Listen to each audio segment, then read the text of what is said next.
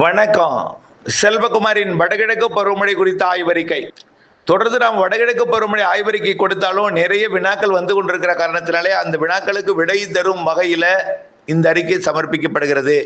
அதிகாரப்பூர்வ வானிலை அறிக்கைக்கும் இந்திய வானிலை ஆராய்ச்சித்துறை அறிக்கையை பார்க்கவும். 2026 ஆகஸ்ட் 26 புதன்கிழமை அதிகாலை நிலவர ஆய்வறிக்கை. வந்திருக்கிற வினாக்கள் பார்த்தீங்கன்னா, கடல் வெப்பம் குறைந்து கொண்டே போகிறது, வடகிழக்கு பருவமழையும் பொய்த்துவிடும் என்று சொல்கிறார்களே, உண்மையா? வடகிழக்கு பருவமழைக்கு முன்பு தென்மேற்கு பருவமழை தீவிரம் இருக்கும் சொன்னீர்களே, அது எப்பொழுது தீவிரம் இருக்கும்? வடகிழக்கு பருவமழை எங்கள் மாவட்டத்திற்கு எப்படி பெய்யும்னு ஒவ்வொரு மாவட்டத்தையும் குறிப்பிட்டிருக்கீங்க. இலங்கையிலிருந்து நிறைய வினாக்கள் வந்திருக்கு. இலங்கையில யாழ்ப்பாணம், முல்லைத்தீவு மற்றும் புத்தளம் பகுதி, உள்ளேயும் கிளிநொச்சி உள்ளிட்ட பகுதிகளுக்குள் இருந்தும் வினாக்கள் வந்திருக்கு. அதே போல கிழக்கு பகுதி, கல்முனை சுற்றுவட்டார பகுதி, மட்டக்களப்பு, காலி பகுதி, அம்மந்தோட்ட பகுதி, கொழும்பு பகுதியிலிருந்து கூட வினாக்கள் வந்திருக்கு. பெரும்பாலும் இலங்கையோட யாழ்ப்பாணம், காங்கேசன் துறை பகுதிகளிலிருந்தும் முல்லைத்தீவு பகுதியிலிருந்து வந்திருக்கு. அதே போல மேற்கு தொடர்ச்சி மலை பகுதிகள், குறிப்பா தேனி மாவட்டம், கன்னியாகுமரி மாவட்டம், கன்னியாகுமரி மாவட்டத்தில் தற்பொழுது பெய்து கொண்டிருக்கூடிய மழை எப்போ நிற்கும் அப்படின்னு கேள்வி கேட்டிருக்கீங்க. பூச்சி விரட்டு அடிக்கணும். அதே போல ஏலக்காய் சாகுபடி பகுதியிலையும் எப்பொழுது தென்மேற்கு பருவமழை நிற்கும்னு கேட்டிருக்கீங்க. அது தொடர்பாக ஏற்கனவே நம்ம சொல்லப்பட்டிருக்கிறது முதல் அறிக்கையில். ஆனால் வடகிழக்கு பருவமழைக்கு முன்பே தென்மேற்கு பருவமழை வடகிழக்கு பருவமழை போல கண்டிப்பாக பொழியும் அப்படின்னு நம்ம சொல்லியிருக்கோம். அதுலேயும் குறிப்பா இறுதி 15 நாள் நல்லா வலுத்திருக்கும் தென்மேற்கு பருவமழைன்னு சொல்லியிருக்கோம். அது இலங்கை உண்டு. இலங்கையை மையமாக வைத்து தான் காற்று சுழற்சி அமைய போகுது. ஆகவே நம்முடைய இந்த அனுபவித்துக் கொண்டிருக்கூடிய இந்த ஒரு அச்சுறுத்தும் வானிலை அப்படிதான் சொல்லணும், எல்லாமே மாறும். கடல் வெப்பத்தை நாம பாருங்க. சூப்பர் எல்னினோ என்று அறிவிக்கக்கூடிய படத்தில் இருக்கக்கூடிய வெப்ப வரைபடத்தையும் நாம இணைத்திருக்கக்கூடிய வெப்ப வரைபடத்தையும் நீங்க பார்க்கணும். அந்த சூப்பர் எல்னினோ என்கின்ற காட்டப்படக்கூடிய வெப்ப வரைபடத்தில எல்லாம் தென் அமெரிக்காவோட பகுதியில் அதிக வெப்பம் இருக்குதான். 31 டிகிரி இருக்கு, 32 கூட ஒரு சில இடத்துல இருக்கு. ஏற்கனவே ஆசிய பகுதியிலையும் 32 டிகிரி செல்சியஸ் வெப்பம் இருந்துச்சு. ஆனால் அங்க அமெரிக்க பக்கம் உயர்ந்திருக்கக்கூடிய வெப்பம் 31, 32, ஒரு இடத்துல 32 இருக்கு, ஒரு சில இடத்துல. பரப்புள் குறைந்ததான் அங்க இருக்கு வெப்பம். குறைந்த பரப்பில் தான் வெப்பம் அதிகமா இருக்கு. ஆனால் ஆசிய பக்கத்துல ஜப்பான் முதல் ஆஸ்திரேலியாவோட வடக்கு பகுதி வரைக்கும் வெப்பம் உயர்ந்திருக்கு. இது தொடர்ந்து இருந்து கொண்டுதான் இருக்கு. இப்ப கொஞ்சம் குறையுது, அது உண்மைதான். ஒவ்வொரு புயலாக உருவாக அந்த இடத்துல வெப்பத்தை உறிஞ்சி ஊதிடும். புயலுக்கு எது சக்தி? புயல் ஒன்று தாழ்வு நிலைகள், காற்றழுத்த தாழ்வு மண்டலங்கள். சூப்பர் புயல 2-3 வழித்தடத்துல பயணிச்சுது. தைவானை நோக்கி, சீனா நோக்கி, ஜப்பான் நோக்கி, தென்கொரியா, வடகொரியா நோக்கி. ஆக இதெல்லாம் அந்த வழித்தடத்துல போகும்போது கொஞ்சம் வெப்பத்தை உரியும். அந்த இடத்துல வெப்பம் கம்மியா இருக்கு. ஆனால் இன்னும் சீன பக்கம், தைவானுக்கு தெற்கே, ஹாங்காங் ஒட்டி தென்சீன கடற்பகுதி, பிலிப்பைன்ஸ் சுற்றுவட்டார கடற்பகுதிகளில் இன்னும் எந்த புயலுமே ஒரு பாதிப்பு இன்னும் பிலிப்பைன்ஸ்ல கொடுக்கல. எல்லாமே வரும், தாமதமாகத்தான் வரும். அது நம்ம ஏற்கனவே திரும்ப சொல்லிட்டே இருக்கோம். மாதிரிகள் அப்படியே பிலிப்பைன்ஸை ஒட்டி வந்து அப்படியே ஹாங்காங் வந்து திரும்பி வடக்கு நோக்கி சீனாக்குள்ள போய் விடாதான் காட்டிட்டு இருக்கு. கண்டிப்பா இது மாறும். தொடர்ந்து உற்று நோக்கிட்டே வாங்க. தென்சீன கடல் வெப்பமும், தாய்லாந்து வளைகுடா வெப்பமும், வங்கக்கடல் வெப்பமும் உயர்ந்தே தான் இருக்கு. குறிப்பா இலங்கை ஒட்டிய வங்கக்கடல் பகுதி 30 டிகிரி இருக்கு. தமிழ்நாட்டை ஒட்டி பரவலாகவே 29, 30 தான் இருக்கு. 31 கூட சில இடத்துல இருக்கு. ஆனால் குமரி கடற்பகுதியிலையும் கேரளா கடலோர பகுதிகளிலையும் வெப்பம் குறைந்திருக்கு. அது காரணம் என்னன்னு பார்த்தீங்கன்னா, காற்று வலுவாக கடல் மேற்பரப்புல பயணிக்கும் பொழுது என்ன ஆகும்? நம்ம எப்படி காஃபி சாப்பிடும் போது சாசல்ல அப்படி ஊதி சாப்பிடும் போது எப்படி அந்த கடல் மேற்பரப்புல வெப்பத்தை தணிக்கிறதோ காத்து, அதே போலதான் அந்த காஃபில எப்படி மேற்பரப்புல நம்ம ஊதி சாப்பிடும் பொழுது குறையுதோ அதே போலதான் மேற்பரப்புல தொட்டு கொண்டு போகக்கூடிய காற்று வெப்பத்தை குறைக்கும். சூரியன் குத்துக்கத்திரி இப்ப வந்திருக்கு. கடந்த 17ஆம் தேதியிலிருந்து தமிழ்நாட்டில் விழுது. அது அரபிக்கடலையும் வங்கக்கடலையும் விழுந்துட்டு இருக்கு. தமிழ்நாட்டை ஒட்டி, கேரளா ஒட்டி. இது தற்பொழுது இன்றைக்கு தேதி 26, 27, 28 தேதியில எல்லாம் தமிழ்நாட்டின் தென் மாவட்டங்கள் 2ஆம் தேதி வரைக்கும் தென் மாவட்டங்கள் விழுந்து கொண்டிருக்கும்.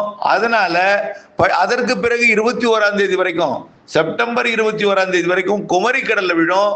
ஆக வரக்கூடிய ஒரு மாத காலம் வங்கக்கடல், தமிழ்நாட்டை ஒட்டிய வங்கக்கடல், கேரளா ஒட்டிய அரபிக்கடல், தமிழ்நாட்டை ஒட்டிய குமரி கடல், குமரி முனையிலிருந்து நிலநடுக்கோட்டு பகுதி வரைக்கும் வெப்பத்தை உயர்த்தும்.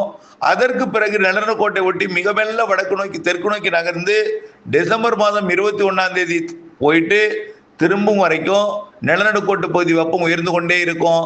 அங்கிருந்து வரக்கூடிய எம்ஜிஓ எனப்படக்கூடிய நீராவி சுழன்று வரக்கூடிய காற்றும் நமக்கு கிடைக்க பெறும். கண்டிப்பா வெப்பம் உயரும். இந்திய பெருங்கடல், அரபிக்கடலோட தெற்கு பகுதி, வங்கக்கடலோட தெற்கு பகுதி ஆக ஐஓடி வெப்பம் கண்டிப்பா உயரும். கண்டிப்பா குறிப்பாக தற்பொழுது அரபிக்கடலுக்கு தெற்கு புறம் இருக்கக்கூடிய நிலநடுக்கோட்டு இந்திய பெருங்கடல் வெப்பம் உயர தொடங்கி இருக்கு. இது வடகிழக்கு பருவமழைக்கும் இறுதிக்கட்ட தென்மேற்கு பருவமழைக்கும் அது சாதகம்தான் தரும். இறுதிக்கட்ட தென்மேற்கு பருவமழை வடகிழக்கு, அதாவது தென்மேற்கிலிருந்து வரக்கூடிய காற்று நீராவியை கொண்டு வரும்.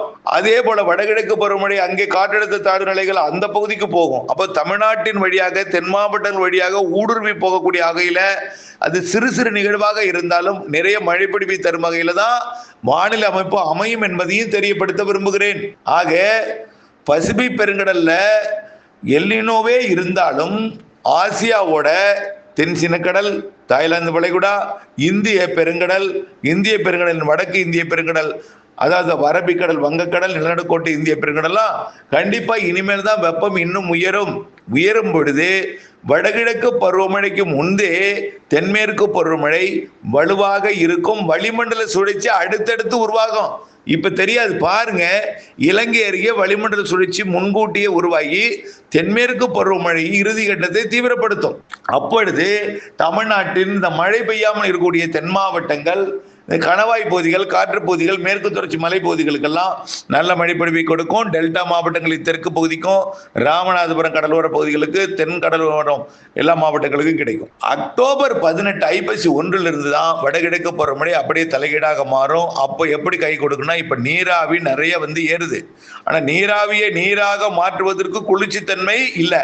அதாவது குளிர்காற்று வரணும், உயரழுத்தம் இருக்கணும், இல்லாட்டி வளிமண்டல சுழற்சி இருக்கணும். எப்பெல்லாம் வளிமண்டல சுழற்சி உருவாகுதோ அப்பதான் மழை பெய்யும். வளிமண்டல சுழற்சி தான் மேலடுக்கில் இருந்து கொண்டு குளிர்விக்கும்.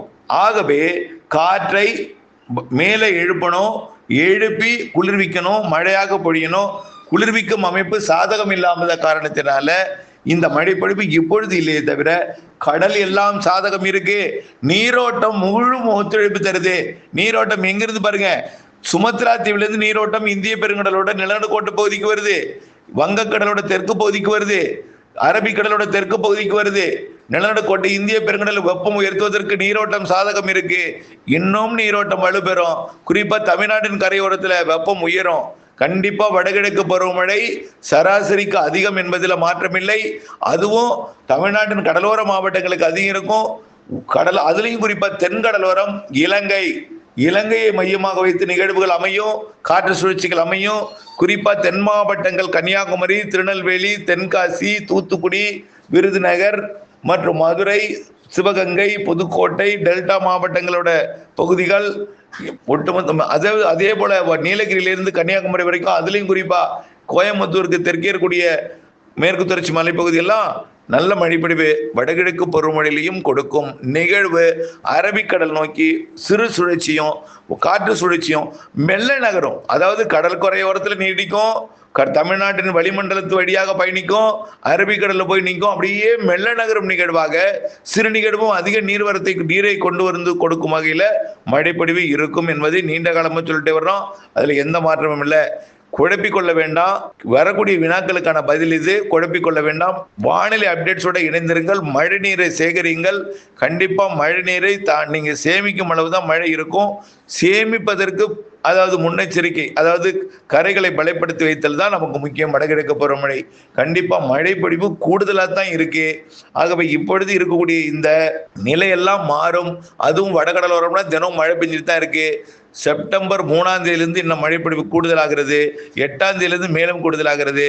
இதெல்லாமே தென்மேற்கு பருவமழை காலத்துல வழக்கமா எப்பொழுதும் பெய்யக்கூடிய மழை தான் இப்படி பெய்து கொண்டிருக்கு. ஆனால் மேற்கு தொடர்ச்சி மலையில அணைகள் பகுதிகளிலையும் 1 TMC தண்ணீர் வந்துட்டு தான் இருக்கு. மேட்டூரும் இப்பொழுது 90 அடியை தாண்டி இருக்கு. 51 TMC மேல போயிட்டு இருக்குது. ஆகவே தயவுசெய்து கவலைப்பட வேண்டாம். ஆனால் வடகிழக்கு பருவமழைக்கு நான் முன்னெச்சரிக்கை எடுக்கணும்னு தான் திரும்ப சொல்றேன். அந்த கேள்விதான் அதிகமா வந்திருக்கு. வடகிழக்கு பருவமழை எப்படி இருக்கும், வடகிழக்கு பருவமழை எப்படி இருக்குன்னு அச்சப்பட வேண்டாம். மழைப்பொழிவு இருக்கிற என்ற நம்பிக்கை வேண்டும். மழைநீரை சேகரிக்க வேண்டும். ஆனால் 2027 ஜனவரி 10க்கு பிறகு மழையோட அளவு கொஞ்சம் குறையும். அதுக்கப்புறம் வெயில் கொஞ்சம் கூடும்.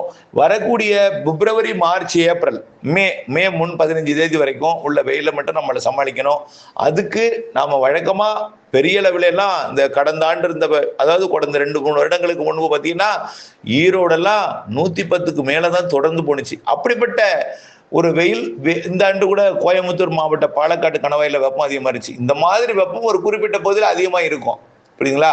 அது வரக்கூடிய ஜனவரி மாத கடல் வெப்பத்தை பொறுத்து, காற்றோட திசை வேகத்தை பொறுத்து நாம் அறிவிக்கலாம். ஆகவே வடகிழக்கு பருவமழைக்கு பிறகு கோடை காலம் கொஞ்சம் வெயில் அதிகமாக இருந்தாலும் மே மாத 15 தேதிக்கு பிறகு அந்த எல்னினோங்கிற பேச்சு முற்றிலுமா விலகிடும். அதுக்கு முன்னாடியே விலக போகுதுன்னு உங்களுக்கு ஒரு நிறைய நம்பிக்கை ஊட்டும் தகவல் உங்களுக்கு வழங்கிட்டே இருப்பாங்க. அதிலிருந்து உங்களுக்கு ஒரு நம்பிக்கை கிடைச்சிடும். அடுத்த ஆண்டு ஜூன்ல இருந்து எந்தவித குழப்பமும் இல்லாத பருவமழை சீராக இருக்கும். இணைந்தே இருங்கள் அப்டேட்ஸுடன். நன்றி.